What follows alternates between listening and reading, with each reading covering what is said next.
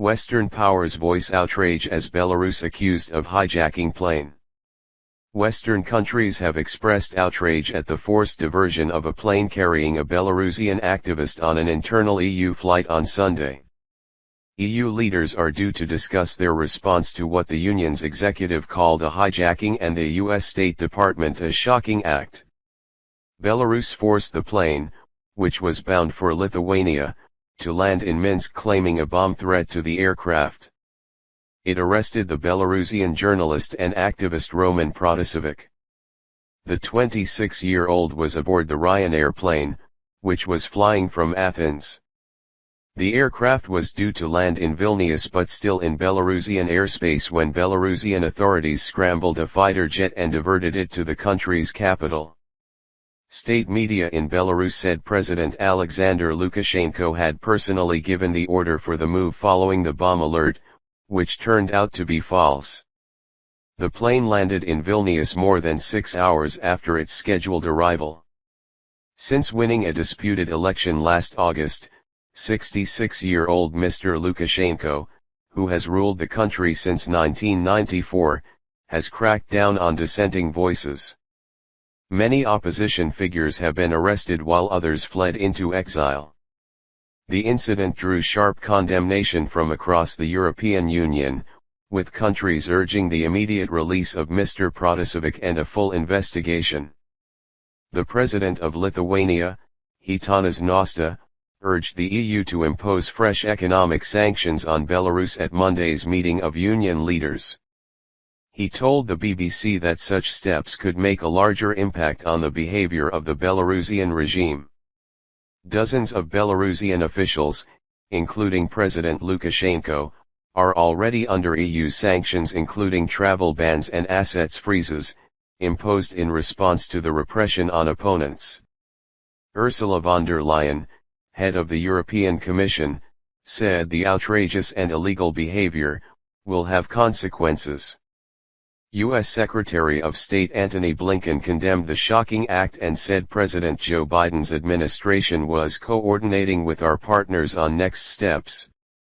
The head of the U.S. Senate Foreign Relations Committee, Bob Menendez, issued a statement with some of his European parliamentary counterparts denouncing an act of piracy and calling for a ban on overflights of Belarus. How should the EU respond when a plane traveling between two of its capitals is forced to land in a third country so a government critic can be arrested? That is the question European leaders must answer when they meet in Brussels. The arrest of Roman Protasevich has provoked a chorus of international outrage, but will that be echoed by action? Some leaders, including the Polish Prime Minister, have already called for fresh sanctions on President Lukashenko's authoritarian government.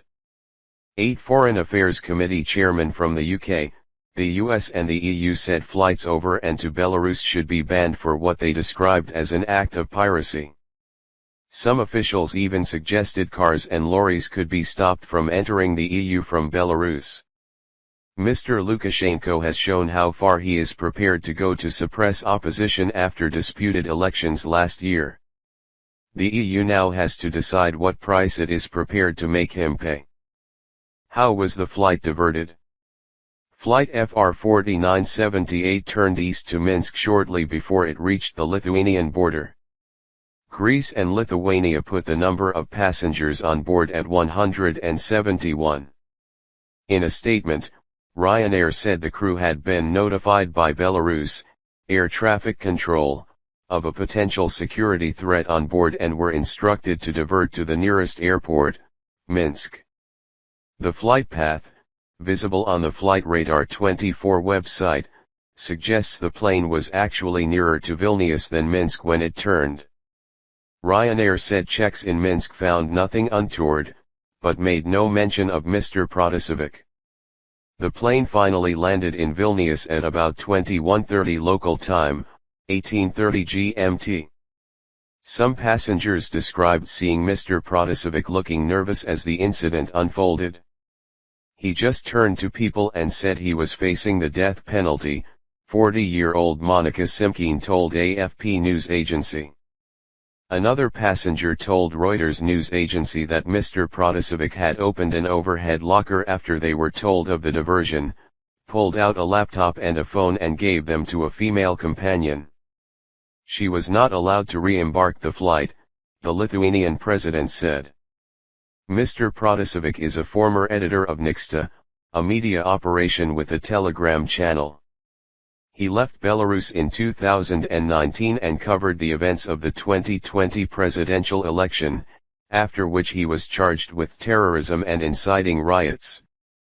Nixta played a key role for the opposition during the vote, which was won by Mr. Lukashenko and is widely regarded as rigged. It has continued to do so in its aftermath, particularly with the government imposing news blackouts. Western leaders have backed Svetlana Tikhanovskaya, the opposition leader who claimed victory in the election before she was forced to leave for Lithuania. Tens of thousands of protesters thronged the capital Minsk for months last year, furious at Mr. Lukashenko's declaration of victory. There have been numerous cases of police brutality and some 2,700 prosecutions this year alone.